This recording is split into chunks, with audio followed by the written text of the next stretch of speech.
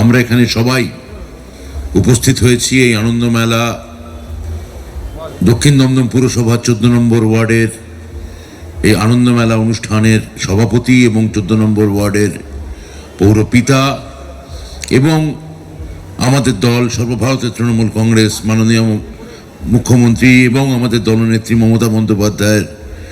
শ্রীমতী মমতা বন্দ্যোপাধ্যায়ের দলের আমাদের রাজনৈতিক দলের এই দক্ষিণ দমদমের টাউন সভাপতি সুকান্ত এবং রাজু সেন শর্মা, যিনি এই পুরো এই আনন্দ মেলার মতো একটা অভিনব ব্যাপার আপনাদের সবাইকে জড়ো করতে পেরেছেন। আমার আগেই বক্তব্য রেখেছেন, আপনারা সবাই চেনেন, ভারতবর্ষের সবাই তাকে চেনেন, রাজনৈতিক সমাজে অভিনন্দিত।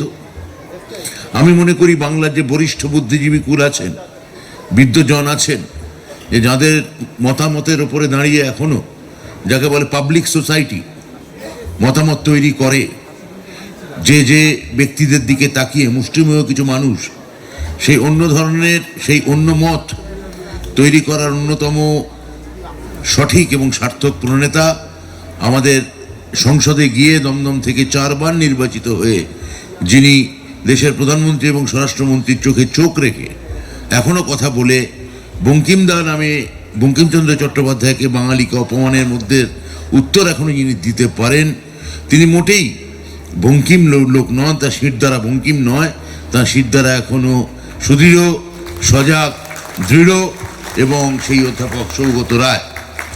এখানে আছেন মৃন্ময় দাস, মুনমুন চট্টোপাধ্যায়, দেবাশিস বন্দ্যোপাধ্যায়, বরুণ নন্দী, প্রদীপ মজুমদার, সুরজিৎ রায়চৌধুরী,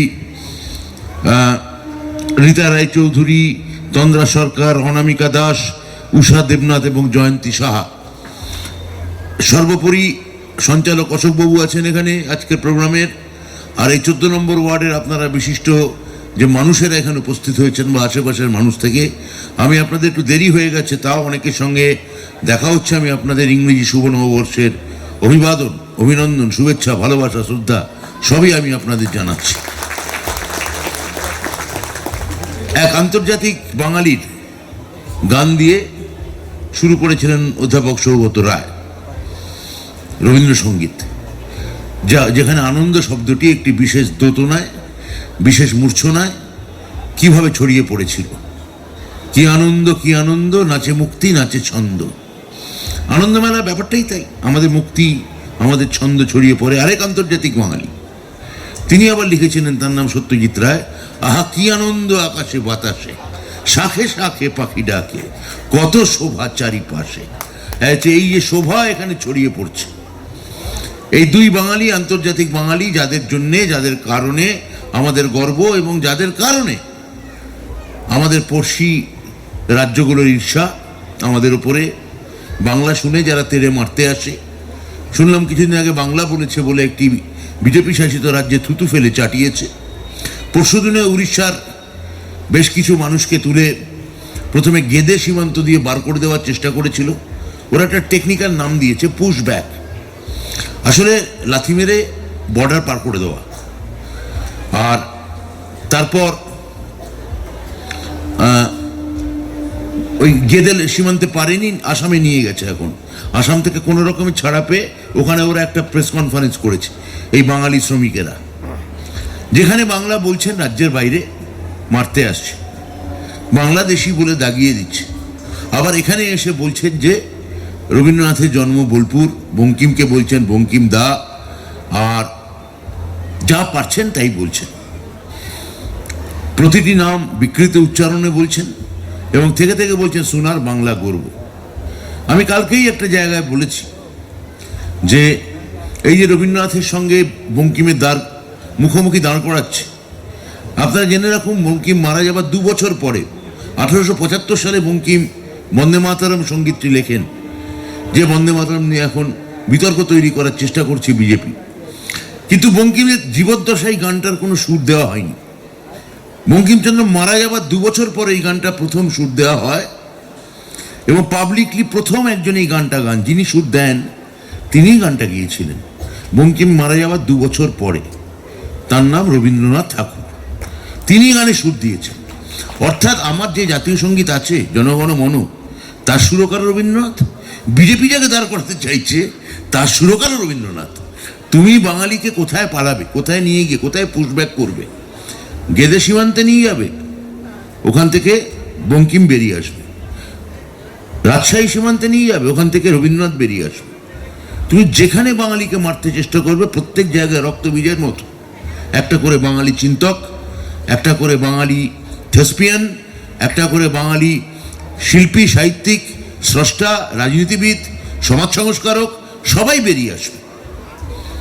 বাঙালিকে মারা, বাংলা ভাষাকে মারা, বাংলাকে ছোট করা এত সহজ নয়, এত ইয়ার্কির ব্যাপার নয়। এই যে আনন্দ, এই আনন্দের এই ব্যাপারটা কোত্থেকে আসে?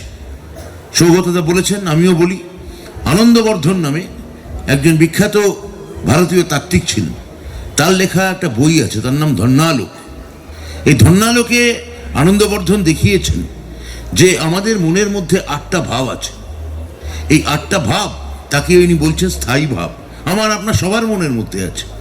উদাহরণ দিচ্ছেন আনন্দবর্ধন, আনন্দ বা দুঃখ কি করে তৈরি হয়। উনি বলছেন আমার মনের মধ্যে একটা স্থায়ী ভাব হচ্ছে শোক। এইটা উনি উদাহরণ দিচ্ছেন পানের মধ্যে যেমন অনেকগুলো ওই মশলা টশলা দিয়ে জিভে যখন দেন তখন সেটা গলে যায়। তা এই শোক, যখন আপনি ধরুন এখানে অভিনয় দেখলেন, রাজা দুষ্যন্ত শকুন্তলাকে রাজসভা থেকে তাড়িয়ে দিচ্ছেন, তখন আপনার মনের মধ্যে স্থায়ী ভাব শোক, ওটা করুণ রসে পরিণত হলো। এইভাবে প্রতিটি ভাব, আনন্দের পেছনেও আমাদের এরকম একটা ভাব আছে। রতিভাব, তার যেমন স্থায়ী ভাবের তার রস হচ্ছে শৃঙ্গার রস। তো এইগুলো ভারতবর্ষ বা বাংলা এগুলো জানে। দুঃখের বিষয় বিজেপি এগুলো জানে না বলে এই যে আনন্দবর্ধন, যিনি এত বড় একজন আলংকারিক, যিনি এত বড় একজন তাত্ত্বিক, তাকে দেখবেন বিজেপি কখনো তোলার চেষ্টা করবে না। কাকে যে তোলার চেষ্টা করবে, কে কিভাবে উঠবে, তাও আপনারা ভালো বুঝতে পারবেন না। কিন্তু বাঙালিকে একটা ছোট করতে চাওয়া সব সময় আছে। আমরা বাঙালি হওয়ার কথা বলছি না। আমি মনে করি যে বাংলার ক্ষেত্রে দুটো ভাষাই বলা দরকার, বাংলাও বলতে হবে, ইংরেজিও বলতে হবে। ইংরেজি আমার আকাশে ওড়ার ভাষা, আর বাংলা আমার শিকড়ের ভাষা। আমার শিকড়কে আমি যদি শক্ত না করি, আমি আকাশের ডানা মেলে উড়বো কীভাবে? আমাকে শিকড় শক্ত করতেই হবে, তবে আমি আকাশে উঠতে পারবো। আমার হিন্দির বিরুদ্ধেও কোনো আপত্তি নেই, আমি হিন্দি ভাষা বলতে। আমি মুন্সি প্রেমচন্দ্রের মতো লেখক যে ভাষায় লিখেছেন, কিষণচন্দ্রের মতো লেখক যে ভাষায় লিখেছেন, ফুলেশ্বরনাথ রেণু, যদি উনি উড়িয়া ছিলেন কিন্তু হিন্দি ভাষায় অনেকগুলো লেখা লিখেছেন। এই সব লেখকেরা যেখানে যে ভাষায় লিখেছেন, আমি কেন? হিন্দি ভাষাও আমার কাছে একটা আঞ্চলিক ভাষা, কারণ সেটাও একটা অঞ্চলেই বলা হয়। হিন্দি ভাষাকে হঠাৎ এখন তুমি ন্যাশনাল ভাষা হিসেবে তুমি যদি বাংলার উপর চাপাতে চাও, আমরা অত সহজে মেনে নেব না। এই যে তুমি যদি বলো আমাদের কাল থেকে আমাদের নিরামিষ খেতে হবে, আমরা মেনে নেব না। হিন্দু ধর্ম তোমার থেকে অন্তত বিবেকানন্দ বেশি বুঝতেন। বিবেকানন্দ, সৌগত একটু আগে বলেছেন, 1902 সালে তিনি মারা যান, জুলাই মাসে, কোথায় জুলাই মাসে।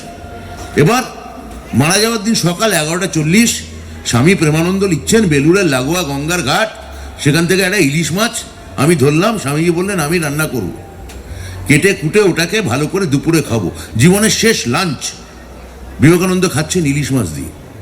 তো যে বিবেকানন্দ, যিনি আমাদের শিকাগোতে হিন্দু ধর্মকে ওই জায়গায় নিয়ে চলে গেছে, আজকে তুমি এসে বললেই হবে যে ইলিশ মাছ খেতে দেবো না, আমিষ খেতে দেবো না?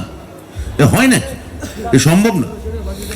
তো বিবেকানন্দ যেখানে দেখবেন রামকৃষ্ণ মিশনে কখনো মাছ মাংস নিয়ে কোনো ছোঁয়াছুঁই নেই, সেখানে মাছও চলে, মাংসও খায়, সাধু অনেক সাধুই খান। তো আমাদের ঋগ্বেদেও আমরা যদি ফিরে যাই, আমরা দেখব সেখানে প্রচুর পরিমাণে মাছ মাংসের খাওয়ার উল্লেখ বেদে আমাদের আছে। এবং যে ঠাকুরদের, যেমন ইন্দ্রদেব, তিনি সব থেকে ভালোবাসতেন ষাঁড় খেতে, কেননা ইন্দ্রকে ষাঁড় বলি দেওয়া হতো। অগ্নি তো সর্বভুক, অগ্নিদেবতা, তিনি সব খেতেন। তা এইগুলো বেদের বিকৃত ব্যাখ্যা করছে, শাস্ত্রের বিকৃত ব্যাখ্যা করছে। ব্যাখ্যা করে আর কোনো কিছু নেই, পারছে না, তখন এসআইআর করছে, অথবা সিবিআই ইডি লেলিয়ে দিচ্ছে। সিবিআই ইডি কি খালি পশ্চিমবঙ্গে এসছে না, কেরালায় গেছে মুখ্যমন্ত্রী দপ্তরে। মুখ্যমন্ত্রী কোন পার্টি? নাম পিনারাই বিজয়ন, পার্টির নাম সিপিআইএম। তামিলনাড়ুতে গেছে তৃণমূল, না, মুখ্যমন্ত্রীর নাম স্ট্যালিন, পার্টির নাম ডিএমকে। মহারাষ্ট্রে যখন শিবসেনা ছিল, মুখ্যমন্ত্রীর নাম উদ্ধব ঠাকরে, দলের নাম শিবসেনা, সেখানে গেছে। অর্থাৎ বিজেপি যেখানে নেই সেই সব রাজ্যে সিবিআই ইডি ঘুরে বেড়াচ্ছে। আর আপনার পশ্চাৎ দেশে কিভাবে কালো ছোপ দেওয়া যায় তার চেষ্টা চালিয়ে যাচ্ছে। এইটাই বিজেপির রাজনীতি। তার সঙ্গে একটা বাইলাইন পলিটিক্স, হিন্দুত্ব। আরে ভাই, গঙ্গাসাগরের জন্য 5 টাকা দিয়েছ কেন্দ্রীয় সরকার। এখানে তো গঙ্গাসাগরে আপনারা জানেন কপিল মুনির আশ্রম, বেশিরভাগ উত্তর ভারতীয়রা আসেন। তা তাদের জন্য পরিকাঠামো তৈরি করে দিল কে? মমতা ব্যানার্জি। কালীঘাটে স্কাই ওয়াক করলো কে? দক্ষিণেশ্বরে স্কাই ওয়াক করলো কে? 5 টাকা দিয়েছে কেন্দ্রীয় সরকার। এখন না হয় এমপির সংখ্যা কমে 12টা হয়েছে। 2024 অব্দি রাজ্যে এমপির সংখ্যা হচ্ছে 18। 2টো মন্ত্রী, হাফম্যান্ট মন্ত্রী। এতদিন হয়ে গেল একটা ফুল মিনিস্টার অব্দি বাংলাকে দেয়নি। 15 বছরের সরকার হতে যাচ্ছে বিজেপি। তা বাংলা বা বাঙালিকে তুমি ফুল মিনিস্টার অব্দি দেবে না, ফুল ক্যাবিনেট দেবে না। তুমি ধর্মস্থানগুলোর জন্য 1 টাকাও খরচা করবে না। এমপি ল্যাড থেকে কোনো টাকা দেবে না। কেন্দ্রীয় সরকারের ট্যুরিজম দপ্তর, তারা কোনো টাকা খরচা করবে না। মাঝখানে কি করেছে? উত্তরপ্রদেশের ট্যুরিজমের যে আপনারা যদি ওয়েবসাইটে যান, সেখান থেকে তাজমহল তুলে দিয়েছে। তাজমহল আর উত্তরপ্রদেশের ট্যুরিজমের ওয়েবসাইটের নাম দেখতে পাবেন না। কেন? মুসলমানের বানানো। তা তাজমহল যেটা সারা পৃথিবী দেখতে আসে, তুমি নাম দাও বা না দাও, সারা পৃথিবী তাজমহল দেখতে আসবেই, কেননা ওটা পৃথিবীর 8ম আশ্চর্য। এই সংকীর্ণ রাজনীতি দিয়ে, এটা কোনো রাজনীতি নয়। এটা হচ্ছে আপনাকে একটা কোণঠাসা করা। আর বাংলা ভাষা শুনলেই তেড়ে আসে। এই যে বাংলা এবং বাঙালি এবং এই রাজনীতি, এসআইআর দাঁড় করিয়ে দিয়েছে লাইনে অমর্ত্য সেনকে। এসআইআরে আপনি তুচ্ছ অমর্ত্য সেনকে দাঁড় করিয়েছে। আপনি তুচ্ছ মোহাম্মদ সামির মতো ইন্টারন্যাশনাল ক্রিকেটারকে দাঁড় করিয়েছে নিয়ে গিয়ে। আপনি তুচ্ছ কবি জয় গোস্বামীকে নিয়ে গিয়ে দাঁড় করিয়ে দিয়েছে। তা আমি তো বলেছি রবীন্দ্রনাথ বেঁচে থাকলে রবীন্দ্রনাথকে এসআইআর লাইনে দাঁড় করিয়ে দিত, কোনো সন্দেহ নেই। আপনার পরিচয় দেখান। রবীন্দ্রনাথ দাঁড়িয়ে নিয়ে হয়তো দাঁড়ালেন এসআইআরের লাইনে। হ্যাঁ, আমার পরিচয়, আমি জোড়াসাঁকো হয়ে থাকি, আমি বাংলা ভাষায় কবিতা লিখি। এই তো অবস্থা বিজেপির। এইগুলো বিজেপি করছে, আপনাদের হ্যারাস করছে। 14ই ফেব্রুয়ারি দেখবেন ওরা একটা মোক্ষম চাল দেওয়ার চেষ্টা করবে, এবং যার নাম নেই তার বাড়িতে যদি এখানে বিজেপি আসে কোনো দিন, আপনার বাড়ির সামনে রাত্রিবেলা একটা ভ্যান পাঠানোর চেষ্টা করবে, যাতে এখানে ওই বর্ডার অঞ্চলে ডিটেনশন ক্যাম্প করে আপনাকে আমাকে তুলে নিয়ে যেতে পারে। কিন্তু যতদিন মমতা ব্যানার্জির ছেলে মেয়েরা আছে, যতদিন অভিষেক ব্যানার্জির সংগঠন আছে, মমতা ব্যানার্জির এই ধারাবাহিক নিরবচ্ছিন্ন উন্নয়নগুলো আছে, ততদিন আপনি এই দুর্গা দশপ্রহরণে ধারিণীর মতো এই পূর্ব ভারতে গঙ্গা বিধৌত গঙ্গার তীরে আপনাদের রক্ষা করবে একজনই, তার নাম মমতা বন্দ্যোপাধ্যায়। এইটা আপনারা মনে রাখবেন, যে রাজনীতিটা আপনাদের দেয়া হচ্ছে। এবং একই সঙ্গে যেহেতু ডিজিটাল ওয়ার্ল্ড এখন ভীষণ সক্রিয়, ফেক নিউজ ছড়ানো, আইটি সেলে সক্রিয় হয়ে ওঠে। দেখবেন 2006 সালে আমাদের দেশে ফেসবুক এসছে, 2008 সালে ইউটিউব এসছে, আর 2014 সালে ইনস্টাগ্রামে রিলস চালু হয়েছে 2020। এইগুলো আমাদের পলিটিক্সে জিও পলিটিক্যাল যে সিচুয়েশন, পরিস্থিতি, সেগুলোকে পাল্টে দিচ্ছে। এই কারণে পাল্টে দিচ্ছে যে আপনি রিয়েল ওয়ার্ল্ডে খবরের কাগজে পড়ে বা টেলিভিশনে খবর দেখে আপনি যে জনমত তৈরি করতেন বা যে মতামত তৈরি করতেন, 20টা মতামত এনে আপনাকে বিভ্রান্ত করার চেষ্টা করা হবে। এর মধ্যে থেকে আপনার নিজের মতামত আপনি দেখবেন আপনার নার্ভ ক্রমশ থেঁতলে যাচ্ছে, আপনার স্নায়ুতে ক্রমশ আঘাত করা হবে যে কোনটা আসলে মত আপনি বুঝতে পারবেন না, আপনি পাজলড হবেন। কিন্তু তার মধ্যে দিয়েও আপনার মাথা, আপনার রাজনৈতিক সিদ্ধান্ত, আপনার পরবর্তী প্রজন্ম কিসে ভালো থাকবে, কেমনভাবে ভালো থাকবে, কেন তারা ভালো থাকতে পারে। এই যে নিকোলাস মাদুরোকে তুলে নিয়ে গেছে ট্রাম্প, ফিদেল কাস্ট্রো থেকে উগো সাভেজ থেকে নিকোলাস মাদুরো, আমেরিকার একটাই বদনাম ছিল, এলিটতন্ত্র। এদের একটাই বদনাম দিয়েছিল, এরা প্রত্যেকে চোর। এরা আসলে চোর, আসলে ওদের তেলটার দিকে আমেরিকার নজর, তেলটা দখল করবে। তো যখনই কোনো থার্ড ওয়ার্ল্ডের মানুষ সঙ্গে পেরে ওঠে না, এলিটতন্ত্র তাদের চোর বলে, দুর্নীতির বদনাম দিতে চায়। আমেরিকাও করে, ইংল্যান্ডও করে, যখন এইসব ল্যাটিন আমেরিকান বামপন্থার সঙ্গে এরা লড়ে উঠতে পারে না। এগুলোর পেছনে একটা ধারাবাহিক প্রচার যন্ত্র কাজ করে। এই প্রচার যন্ত্রগুলো ওই ডিজিটাল মাধ্যমে সারাক্ষণ ছড়ানো হয়। এই ডিজিটাল মাধ্যম আপনি দেখবেন যে আমি এই যুদ্ধের সময়, অপারেশন সিন্দুরের সময় দেখছিলাম 4টে সর্বভারতীয় চ্যানেল একসঙ্গে বলছে রাত্রিবেলা মধ্যরাতে করাচি দখল হয়ে গেছে, লাহোরের মধ্যে নাকি ইন্ডিয়ান ফৌজ ঢুকে পড়েছে, করাচি বন্দর এখন আমাদের। আমি বললাম বাপ রে বাপ, তাহলে তো করাচিতে পিকনিক করতে গেলেই হয়। পিকনিক করতে গেলে তার মধ্যমগ্রাম যাবো কেন? কোনোদিন যাইনি, করাচিটা একবার দেখে আসি। তারপর জানা গেল পুরোটা ফেক খবর, ভুয়ো খবর।